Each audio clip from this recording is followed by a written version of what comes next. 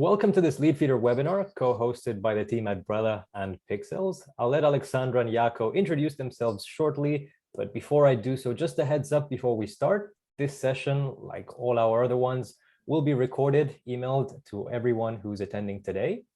You can ask any questions you'd like in the Q&A tab on Zoom, and we will get to them at the end of the presentation. And shout out to those who are tuning in via LinkedIn. This is our first time streaming on there. So if anyone has any questions through LinkedIn, just add them to the comments sidebar. And without further ado, over to you, Aleksandra. Yeah, hello. Thank you for having me today. Really looking forward to having an intense discussion, and I hope for a lot of questions from the audience. These are my favorites. For those who don't know me, I'm Aleksandra. I'm currently experience marketing lead at Pixelz, and I've just started actually 3 weeks ago with Pixelz, and I'm pretty excited about building our experience marketing strategy that covers all of our event marketing efforts, our account-based experiences, and also engaging our partners through co-marketing. Overall, I've been for more than 8 years in the B2B tech space, building out event programs for different brands, from larger corporations such as Veeam Software and Semrush to more of scale-up companies, and working with a bunch of different startups on defining how their programs and event marketing efforts should look like. Yeah, excited to be here today. Awesome. We're very happy to have you today. And over to you, Jakko. Thanks, and thanks everyone who are joining the event. Happy to be here. I'm Jakko, the head of marketing at Brella. We are an event platform for in-person, virtual, and hybrid events. I come from the marketing space, been working on digital marketing for 10 plus years, and now the last 4.5 years in the event industry. So might know something about what's happening at the moment. But yeah, like Aleksandra, like Aleksandra said that send the questions. Those are the best, the ones from the audience. Definitely. So over the last 2 years, events and trade shows were pretty much redundant. We all know why. And as we're just adjusting to this new normal, this is no longer the case, with both events and trade shows now making a comeback stronger than ever. Looking at the stats on this slide, I think it comes as no surprise that events are a key part of most marketing strategies for B2B companies out there. And in today's webinar, won't be an ordinary one with regular slides. Instead, we've done something a bit different. We've compiled a number of frequently asked questions relating to the topic for both Aleksandra and Jakko to discuss. They will share some practical tips and tricks on how to get the most out of events, but also address some common challenges, concerns, and issues around them. So if you have any questions, let us know in the Q&A section on Zoom or using the comment sidebar on LinkedIn. I really can't stress that enough. And that being said, let's go ahead with the first question of the day. So who wants to go first? I'm happy to go first. Never mind that role of trying something for the first time. I guess that's why I wanted to work with startups and like building it from scratch. To kind of be a little bit controversial here, I actually wish that events and trade shows have changed slightly more over the pandemics than they actually have. I haven't been to too many events since it's been allowed and blossoming out there, but to a few. And I've seen pretty much similar setup. Here you have the exhibitors, here you have the sessions, here you have a 45-minute keynote, here you have the breakout rooms. Oh, the tech sometimes doesn't work. Here is the lunch. Well, you can have a happy hour in the exhibitor room for an hour just so that they can finally kind of grab you.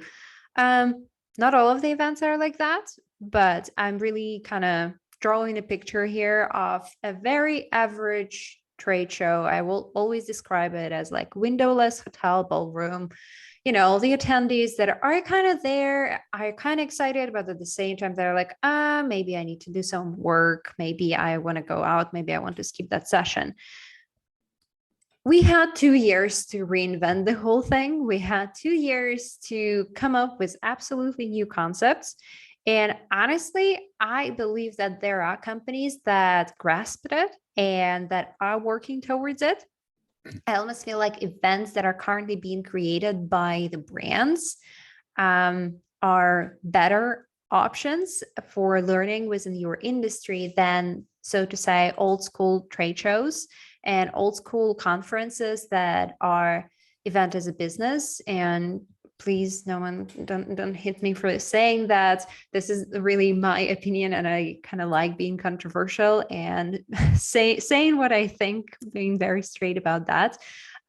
Because it is about connecting people together. You need to bring people together, and you need to emphasize the networking element. You need to emphasize the possibility to brainstorm in one room, whilst you can have keynotes and content learning sessions also virtually. And if people travel somewhere, you need to give them even more for their effort than we used to before. Some really good points there. Now, just out of curiosity, this event or the events that you did attend, were they hybrid events? Were they streamed virtually, or were they just on site? No, they were really quite traditional, I would say. So it felt like there haven't been this past 2 years. Gotcha. Yeah, I agree on many points with you, Aleksandra. The events didn't change that much. I think it was a roller coaster, or everyone knows that it has been a roller coaster for the past two years. First we went virtual, then every time that the event organizers thought that we can go back to in person, and they were waiting that the whole COVID time. Then a new wave of COVID came, and then you had to cancel everything and then go back to virtual. And now finally we can do in-person events. And well, they are similar what they used to be, but I would say that maybe the events didn't change that much, but the people changed, and the companies changed their mentality, like which kind of events they will send people to, or how much they will sponsor event. They are more careful to choose the events. So also, for example, the trade shows has to offer good ROI possibilities and stuff like that to companies that they will attend. So that has changed, because previously it was just enough to go to events, but now you need to actually achieve something there. And what was interesting that we saw was that hybrid was a huge word maybe a year ago. Everyone was talking about hybrid events, that how hybrid events will change the world and there will be nothing else than hybrid events. Well, now everyone says that, yeah, we won't probably do hybrid events. And then those who does, it's that, yeah, we're doing this in-person event that we are live streaming to somewhere, and that's the hybrid event. So it was something that it was done already earlier, and it doesn't really take the online audience into account, and they don't feel engaged there, especially in events where they can't meet other people in the platform. So long answer, but I agree with you that the events didn't change that much, but I would say that the mindsets of the people changed. Got it. And this is a question for our audience. If you've been to an event recently or over the last couple of months, just let us know how it went for you. Share your experience and your learning from it. Cool. Let's move on to the next question. So how should a company tie in digital events and in person? I know we've kind of addressed some of these points already, but what's kind of the right mix?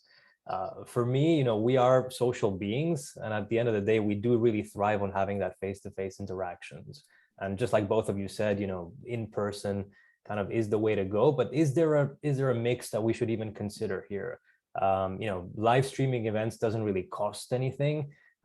Should that be the way forward? Like just live stream an event because it doesn't cost you anything, and that way at least some other people can attend? Or what would you suggest? Yeah. I would be very cautious about saying that it doesn't cost you anything. Yes. It actually does. And if you want to do it well, if you have an in-person event, if you want to live stream it, it will cost you anyways. And Yeah. running good webinars also costs you. So True, I'd be really, true. really I'll take it cautious back. about that. But yeah, as I said, that the hybrid events were or are not a thing. There is a place for digital events, in-person events, and also for the hybrid events. Because I was in a big trade show just 1 month ago in London, and I asked from the people that how does it feel to be back in-person events, and they were so thrilled. They said that they have waited this moment for so long, that they are so tired of virtual events and Zoom meetings, because you cannot have the handshakes there, you cannot see the body language there as well as you can. So they really engrave that those meetings, and 90% of people say that they go to events to network, and that's why also Brella is existing. But we also have clients who said that they will stick with virtual events, that they will not do, for example, in-person events anymore. It could be, for example, a safety issue. There are some countries that are not as safe as the others. So when you are grouping, let's say, C-level people, for 200 C-level people, they are more comfortable to meet online than in person. So, for example, that's a really good way to use virtual events. And of course, also what you said, that you can just live stream it, then it becomes more inclusive. You can have more people there. We are starting to have even more and more global companies where employees, and remote companies where employees are all over the world. So it's much more inclusive when you can include those even with the stream. But then what I said in the previous question, that they should be able to engage there. They should be able to network, to chat like the people in the in-person event. So don't just live stream it. Then you have a webinar where you don't offer anything else. So if you want to include more people, offer something for the experience for them as well. Those would be my key takeaways. Awesome. Anything else you'd add there, Aleksandra? Yeah. So in my kind of belief, first of all, like there is place for both. And just like when it was COVID and pandemics and everyone was like, yeah, it's all going to be virtual, or it's all going to be hybrid. Never been a fan of those discussions, actually. And then those people, like in these companies, they were kind of step behind when everything started opening up, and it happened kind of rapidly, in particular, like in Europe and in the US. And all of a sudden, in-person events are back, and you're too late to plan them. And then there are venue shortages, or just you didn't budget for them, you didn't plan for them, and you're scrambling to get back on track. The same will happen, I believe, to people who think that, okay, now everything's going to be in person, and they fail to plan for virtual and fail to strategize for their digital side of things, because it will fade out. Now it's summer, it's sunny, and then you have an event somewhere in some nice destinations. And of course, people want to go there. And yes, there is fatigue and people are tired and they want to go back. But then there will be limitation on travel budgets. I'm pretty sure companies are not going to spend as much as before, because it were a ridiculous amount of money. People are much more careful with their time. People become, which is really nice, more and more conscious about sustainability aspects every single year. It really becomes a bigger part of our lives and everyone's narrative. Accessibility becomes a very important thing. Companies are remote. The way people live, like it's much harder now to plan an event if you have distributed customer base. And if you had like major customers, let's say, in some cities, if we take US, for example, okay, we know we had a lot of people in New York, in Boston, and in LA. These people have moved. A lot of people have moved outside of Boston, New York, and LA over the past 2 years, and they're not going back. They're not going to go for your event just in that city. So it gets really harder to get them all together. I think the companies need to think really cohesively, almost if you want to visualize that, put the full year plan and map out first your key in-person events, for example, when you have like your big thing where you want to bring all people together, or maybe you have this smaller actually in-person events in different locations where you want to bring people together. And then think, okay, how are we going to build the bridges between those key milestones throughout the year? How are we going to allow those people to connect with each other and see that there are more of them interested in this topic so that they actually are interested to come to in-person events? Build this kind of digital strategy around that. You want to be able to recruit new speakers and to understand, okay, what topics actually resonate. Webinars are the best way to test it out and to understand, okay, what should you actually select like as best of the best for your in-person events? Where do you find this new interesting people, new interesting topics? Through your digital events that cost less, unless you do some full-blown virtual event, renting the studios for many days and so on. So these are all the great ways to do that. And also it's about kind of engaging this community and building almost like circular flow, because everybody talks about community, and that's true that people tend to focus on that more and more, and people want to be a part of some community because that's where you get your news, that's where you get your updates. There are too many resources of information right now, so you want to have your go-to community for each topic you're interested in. And so you want to keep engaging with these people. And after an in-person event, it's a very nice segue to go and attend a webinar and see a friendly face in there, maybe on stage or in the chat, and vice versa. Once you attended a bunch of webinars and you come to an in-person event, and then you already know some people, it feels like this actual, I'll repeat myself again, it does feel like community, because that's how connections are built. You're not alone and you're not afraid because you traveled alone in there. Some really, really great points there, great tips and points overall. Cool. Yeah. Let's move on to the next question. I have one comment. Go for it. Yes. The only thing I agree with you, Aleksandra. Only thing is that I wouldn't mix virtual events and webinars. I don't think you did, but I would. There are two so different things.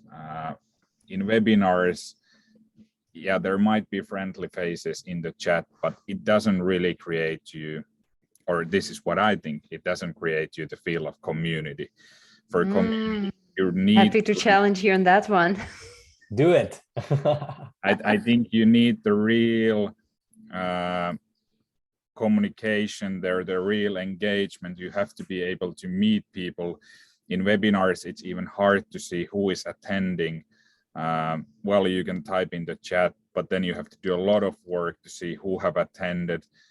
Go after them on LinkedIn, start chatting. Instead of you have a real virtual event, instead of webinar, where you can see all the people, you can meet with them, have video calls, you can see the common interests and all that. So it creates a lot more engagement. But that's just one thought from me. Yeah, I guess the thing for me is that I pretty much see every single, to me, it's digital event, and it can be 25 minutes long, and it can be amazing, and it can be a great experience where you're actually connected with people. To me, it's about how you structure it, or it can be a virtual event where it was a few hours long and you get nothing out of it. It's all about how you structure the sessions and how you structure the interaction between people and what the goals are. And was the goal to actually connect people together? Did you communicate that? Are people actually ready to be connected? Not everyone wants to be on camera. Not everyone wants to have video calls. Some come for the content. Some come for the communication. So I think it's just very important to have a variety and offer this variety, just like you do within the virtual event, but also within the webinar. I like the word webinar, but we all know, I think, that the webinar has become almost like a curse word in particular, like by the end of 2020, and everyone's like, oh no, webinars are dead. I was like, what's wrong with a good, engaging webinar where actually people build the narrative of it, where you keep asking them to engage through different methods? And there are so many tools out there that may not even be too expensive that you can build up. It's all about the creativity and trying to like experiment and bring something new every single time, which is not easy because we all got a lot of things to do. But at the same time, I feel like if we decided to wear a hat of event marketers and pave the way, that's our job, to constantly push ourselves as well to do something different and surprise the audience. Yeah, and there I definitely agree with you. Just wanted to make a slight difference between those, and there is definitely a place for both. For example, this is a great example of webinar, and I think the expectations are set for this. What is the end goal here? Yeah, absolutely. So let's move on to the next question. It seems like there are so many events taking place. Since I can't attend all, how should I decide which ones are worthwhile? Jakko, do you want to take this one? Especially you've mentioned you've been months ago at the trade show. How did you decide to go there? Yeah, I think you already answered this a bit in your previous one, but I think it's about really figuring out which events are the most crucial for you. Aleksandra, what we have heard from our customers, you're absolutely right that companies are tightening up their event budgets.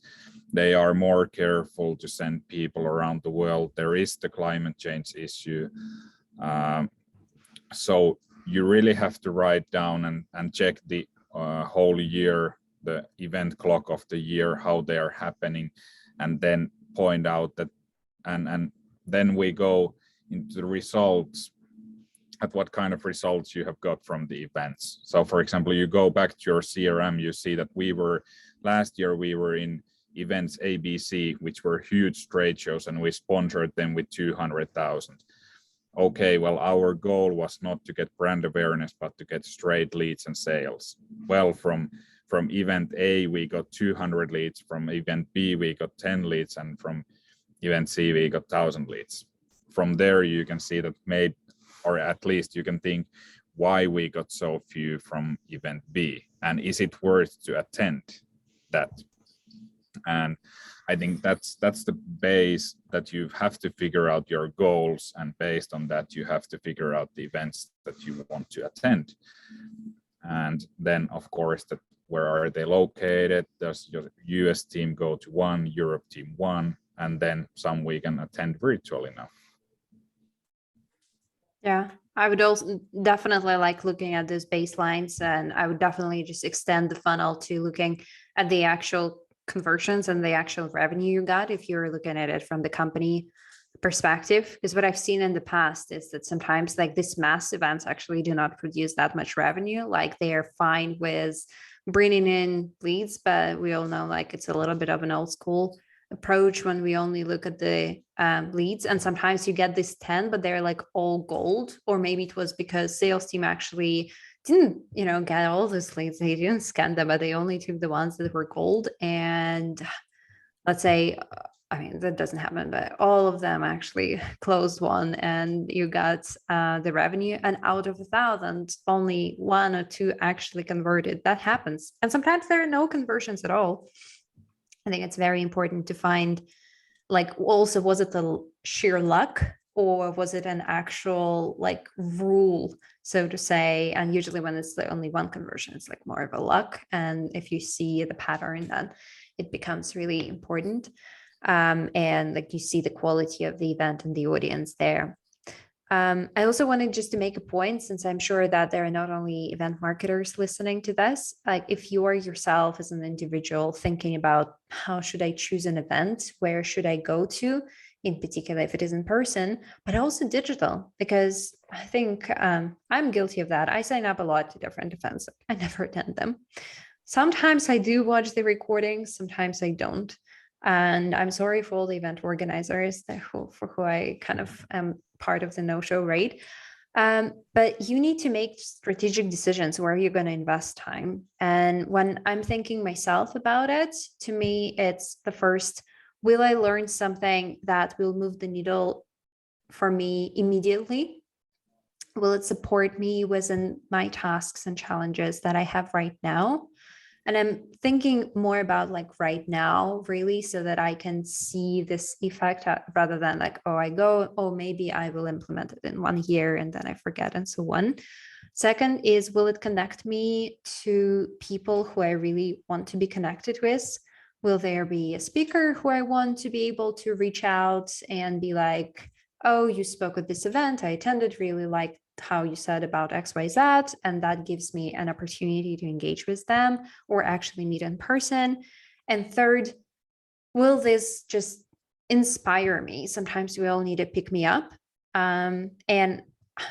Depending on the costs, right? Ideally, you have all three combined in one. And then it's like, yeah, I'm going to make a business case for going to that event. And if it is virtual, then of course it's easier. Even one of those is like, okay, that's worth my investment of the time, even maybe rescheduling some meeting that I already have on my calendar. That's a great framework to have. I'm sure someone is gonna reach out to you asking for that listed out. Cool. Let's move on to the next question. So how should one best prepare the team for work on the show floor? And how do you find the right people?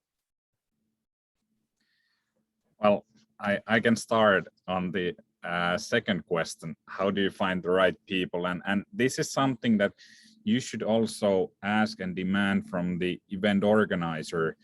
Of course, it depends a bit on the event. If you're going to an event with 50 people, you can usually mingle around, find the people, basically talk to everyone, and then you will find the right people and meet some new ones. But let's say that you're in a trade show with 2 to 20,000 people.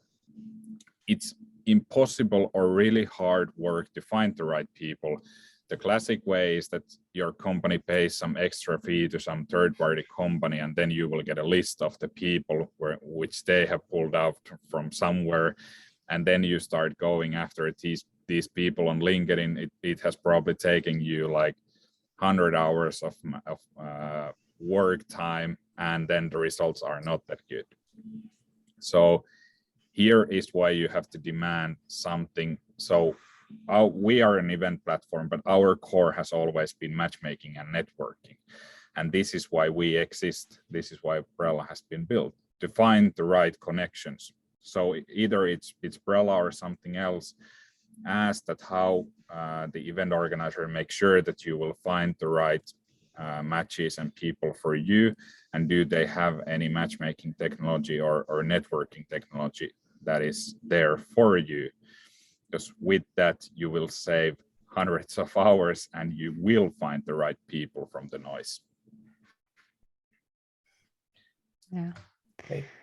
Yeah, I'm happy to flip it on more of an internal side on like preparing your team for work and actually finding the right people internally to work at the event. Because that is also, it's very different digitally and in person, and also not all organization are equally great in their day-to-day job and actually working on the floor. So to me, finding the right people, of course, it's when it comes to like trade show, I work always with sales leaders, and that then define who the team should be depending on their structure, the goals, and I mean they know better. But at the same time, it's always a collaborative approach when we understand, okay, what that means, what the requirements are, what qualifications people should have, and both like personality wise and knowledge wise about the industry, about the company, the product, for how long they've been there. So it's important to create a well-balanced team. You need to bring in new people, right? But you also want to give them some great support and great example from people who are quite experienced. And I know for some companies, it's been pretty rough to start going to events this year again, because their teams may have never been to in-person events before. So they literally had no one. within the company who had that experience. So that's something that when you need to build up that expertise internally.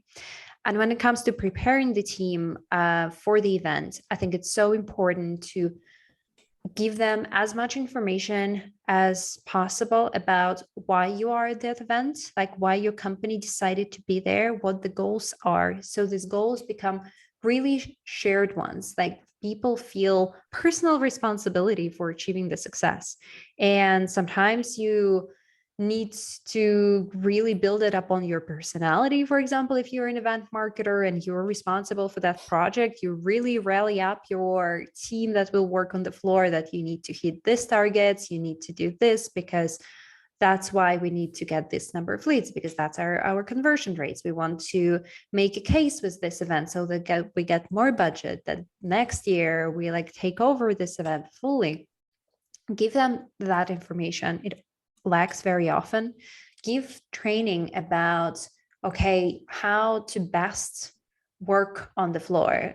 Make it like an interesting internal event where people share their best practices, their success stories, and kind of the guideline of what you can be doing.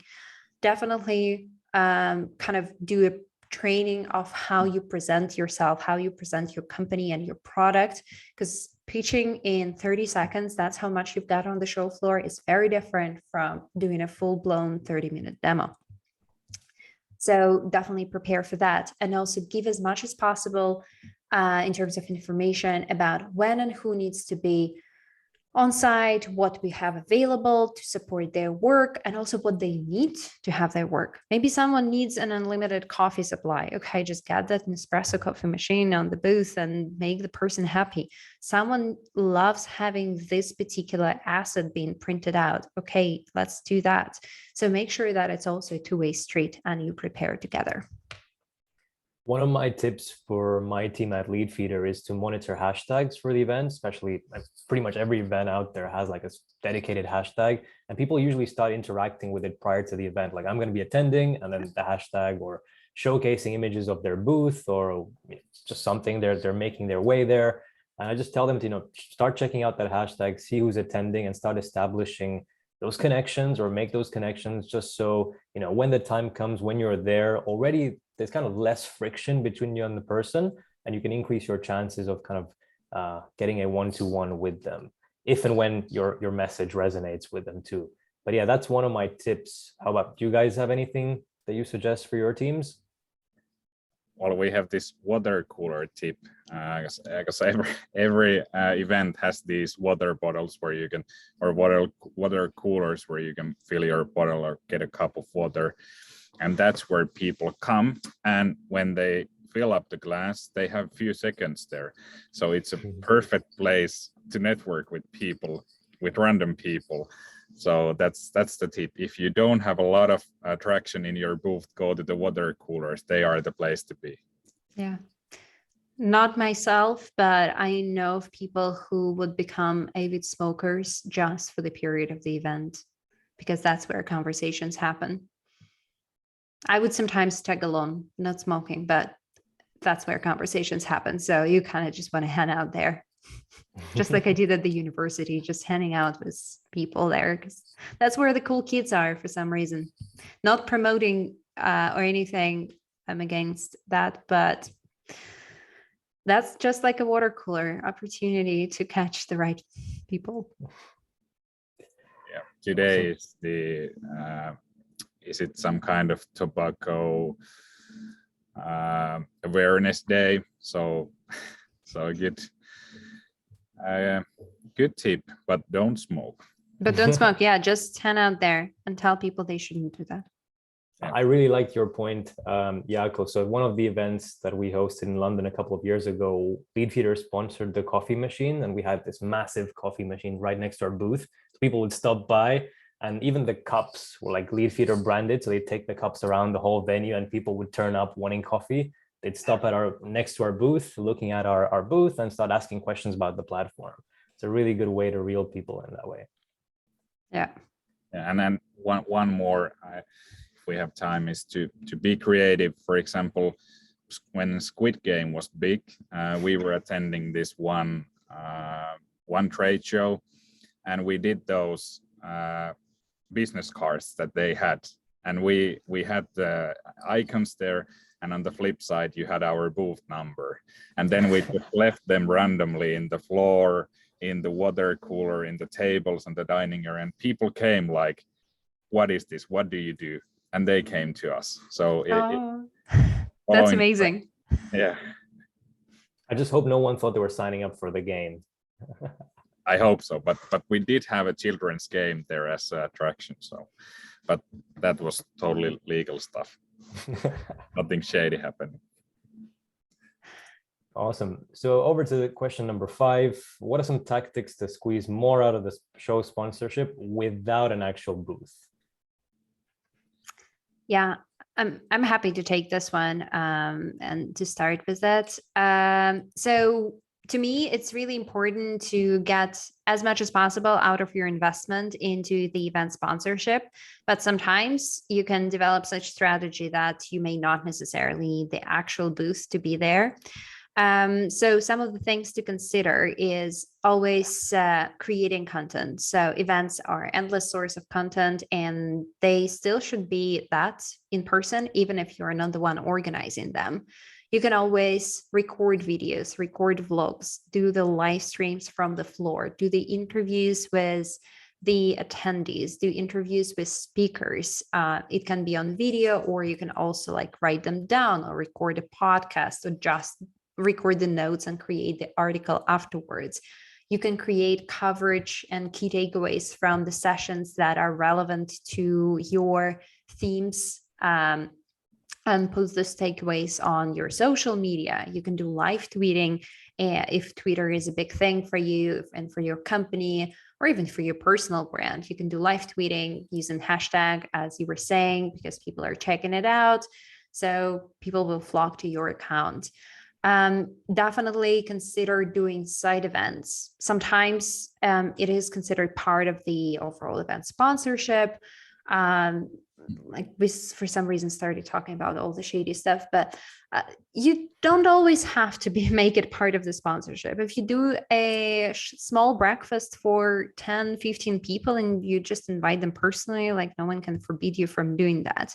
Or you can actually sponsor like a larger side event and use power of the event brand and all of their database to actually lure in your right connections and your ICP.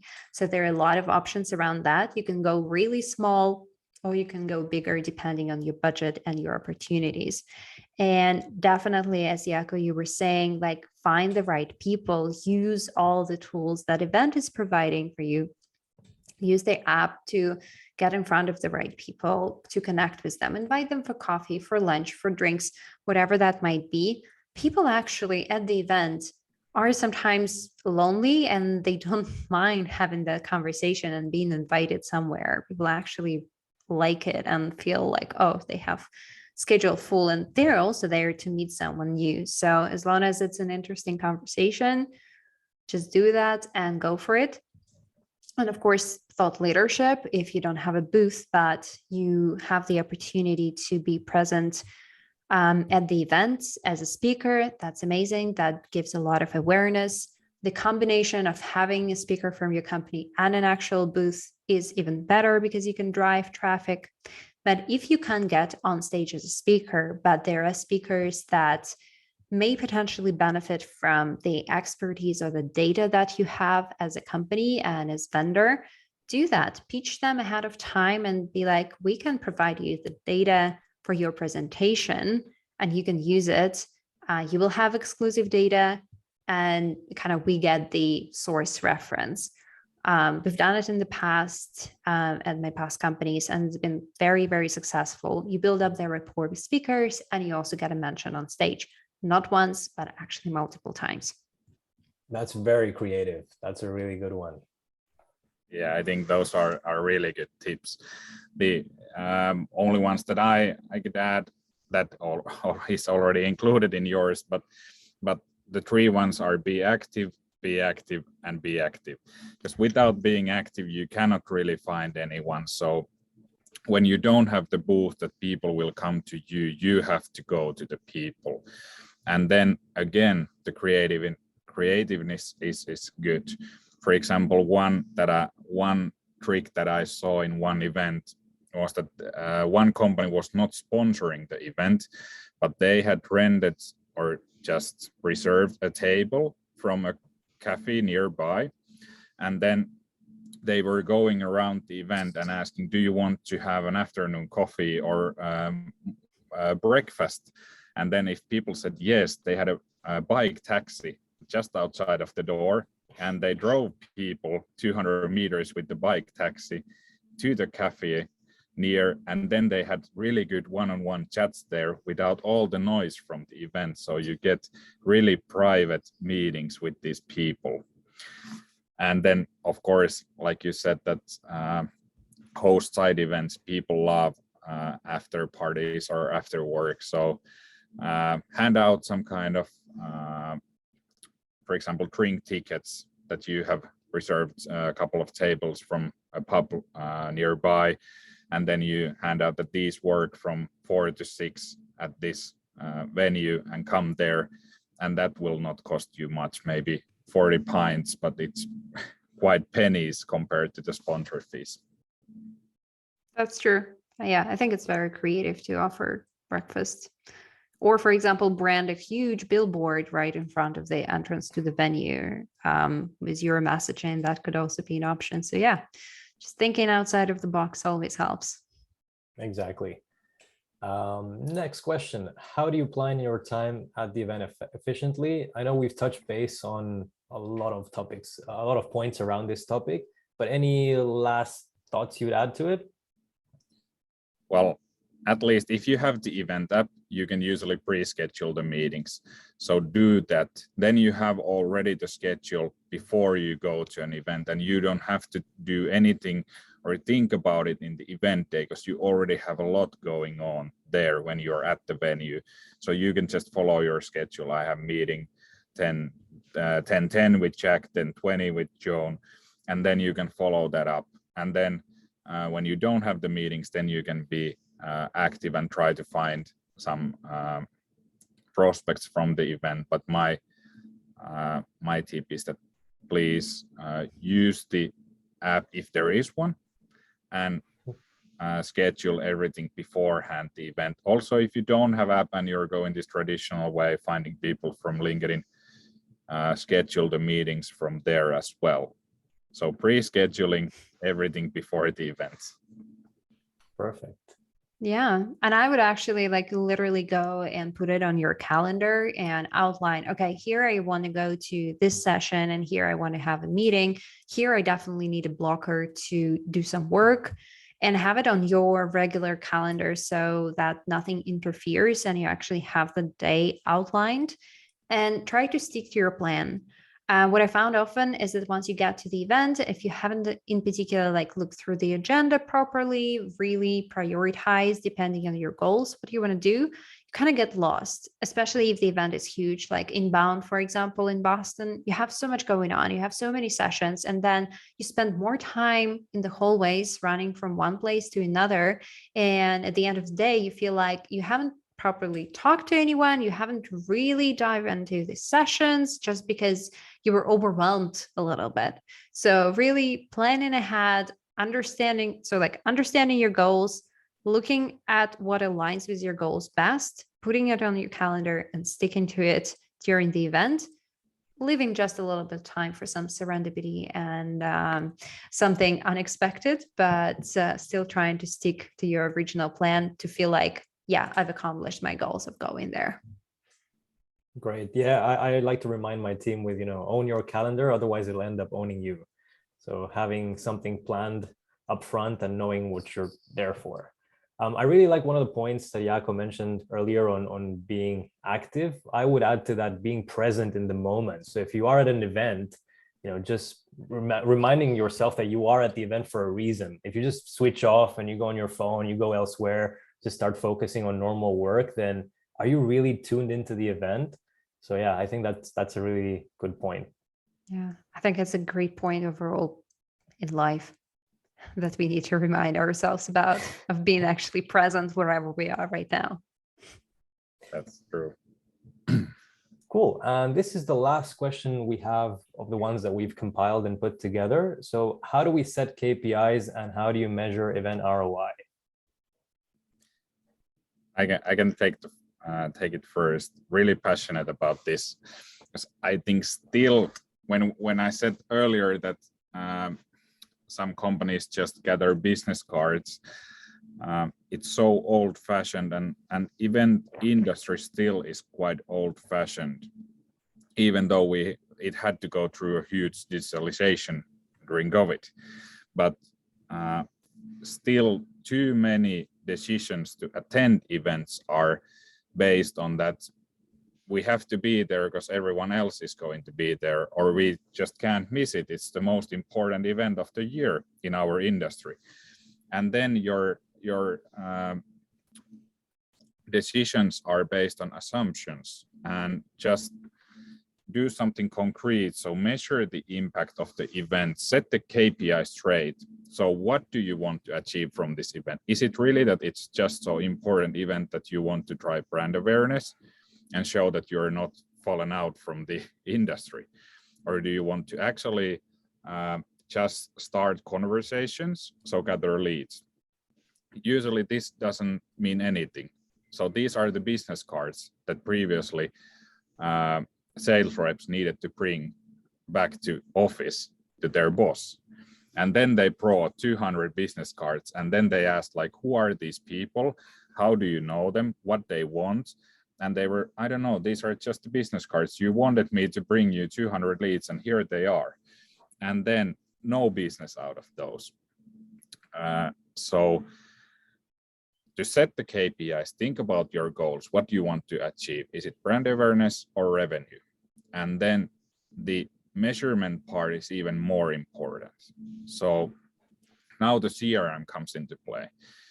Please mark everything as specified as you can to the CRM. Have the different properties so you can start to see which leads are from which event, and then what is the estimate closing time, and then have already in your calendar a marking that you need to check well, it depends on your sales cycle, but for example, from half year from the event, when you have to start thinking, will you invest in that event next year, start to measure the ROI.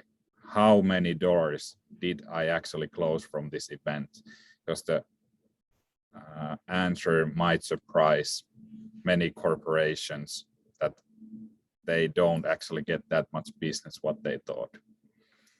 Yeah, 100%. And to elaborate on that, I totally agree. I think it's also very important to set the expectations as to what is even possible with this event.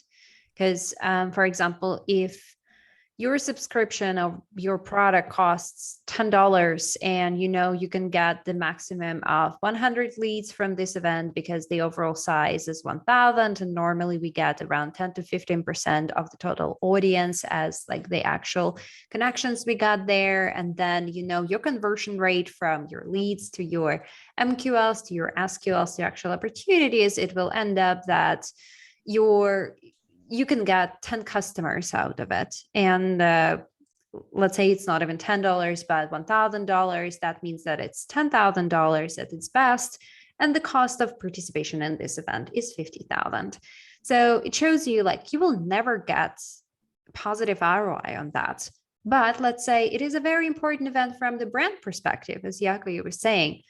This is just a must attend event in this industry. Are all stakeholders all right with us investing $50,000, potentially getting 10,000 back, and like managing that reputation, but not having positive ROI? It's a very different conversation once you put the numbers out than like, oh yeah, it's a must attend event. And then we see what happens. And then everyone will ask you about the revenue. And it would be even more of a question right now, given like the overall climate that we are in. Like, you need to calculate everything, and you need to be very upfront about what's the potential of the event and why we're doing it, and fixating that agreement from all of your key stakeholders to invest in it. Lots of great points. I just wanted to share two tactics that we've employed at Leadfeeder. Especially when we've gone to events with the idea of raising brand awareness. So the first one has been the business cards that our sales team have taken there, they've included like a special code. So when someone signs up using that special code, we know that they came from that event. We can essentially attribute it to that event. And the second is when we get all those business cards collected, we would upload those list of companies into an Excel sheet and then upload that onto Leadfeeder and then compare and see how many of those companies have then gone ahead and visited our website. So we then know, hey, we spoke with so many companies, we exchanged so many business cards, and then in turn, these companies have now come on our website expressing interest. So just two things that we've done internally, and it's worked really well for us. Yeah, that's great. Definitely. When you're able to measure brand awareness, because usually it's like, it's for the brand. Yeah, exactly. And then it's very subjective. Done. Yeah. Definitely trying to find at least some ways to measure it is super, super helpful. Yeah, that's the perfect excuse for many things in digital marketing. When you buy a campaign with target of leads and then they end up bringing you just impressions there, but this was great for your brand awareness. And I think the same goes for events, that when your sales reps can't close any deals, but they just want to attend the event there, but this was must attend event. We got so much exposure there, but then if you can't measure it, it's quite a rabbit out of hat guess that's how much did it actually bring. Yeah, exactly. Awesome. So that was our last question. Like I mentioned, it's time for some Q&As. I'm just checking the tab here on Zoom. Seems like there's no questions on here. Just double check with our marketing team. Is there anything on LinkedIn? Nope, so far nothing. I think I saw one question coming in on LinkedIn, but I'm not sure. Maybe I'm. There is one question from Katarzyna. Why do you think companies should invest more in events and how to measure their ROI? Well, we've talked about the ROI. Should we address the first one? Why should we actually still invest in events? Yeah, I can start. I think events are still perfect place to meet your buyers and to meet the people. The events are a crucial part. We are social animals. We want to meet people. And when we want to make business, those event organizers who create these, for example, niche events for marketing technology, it's a perfect place to find the people who are interested of that area. So sometimes they can be much more cost effective than digital marketing that everyone is now hyping or has been hyping for 20 years. So even though we were blaming events for many things and saying that companies don't measure them and they are doing everything wrong, it doesn't mean that they wouldn't be a great way to grow your business and find new customers. And I also think that it equally applies to the importance of building your own events. They don't have to be big. Moreover, I think the trend is overall to smaller, more intimate events where people can actually connect and talk to each other and not being like in a Shark Tank where there's a lot happening and a lot of vendors trying to get their attention. Like everything leads to the community and the importance. I've already talked about that. And events are a very strong instrument for this. If you are missing out on it, you're missing out on your opportunity. And in particular, like the more we evolve, there are so many different options for every product, for every challenge that you may have. You may find different vendors that can solve that challenge in a pretty much equal way. But people want to be part of something bigger. People want to be part of the movement. They want to be part of some strong community. They want to be a strong brand. And events are a great way to build it up. You want to utilize and capitalize on that because otherwise someone else will.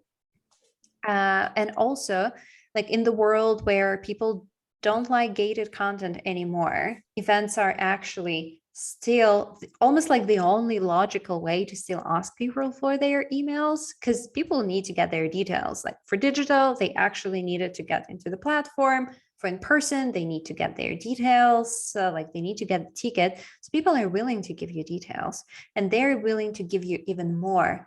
They can give you some additional information, answer some additional questions. They're not going to do that for an ebook because they can go somewhere else and get similar content. And also events is such a huge source of content, what we already talked with you about. So this is your way to fuel your content marketing strategy, and think that's why you need to think cohesively about your whole plan for the year and how that aligns with your content marketing, how you're going to feed it in, and then investing in events just makes sense. Great. We have one more question from LinkedIn. How can small businesses and entrepreneurs best use events for their benefit? What should they focus on when they're getting started? Brand awareness or getting leads?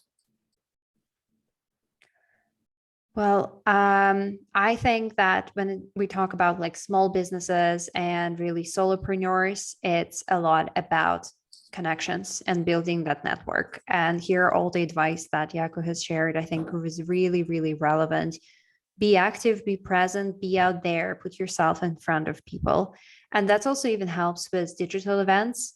There is now, I mean, it's been a while around for a while, but also people start abusing some of the instruments that are given by LinkedIn, for example, when you create a LinkedIn event, and then there is networking section for everyone who attends, and you're being pitch slapped right now through that networking. But if you actually try and build genuine connections, that's totally different. Like, use that event as something in common with people to connect with them and to discuss. Engage in the chat. Like, organizers will tell thank you to everyone who is active on the chat, and people actually like start engaging as well. They will remember your name and they will be ready to connect with you as well. So I would just double down on building up the network, not necessarily trying to get leads and convert them at once, but more focusing, okay, on how I can be helpful to these people, and in future they will help you. Yeah, Very good point. Not going in straight in thinking about them as leads, and more with an intention to give. And I like what you said about engaging. I would just add to that, engage in a pertinent manner, rather than just with some fluff. Yeah. Oh, yeah. Cool. Seems like there's no more questions. Let me just double check.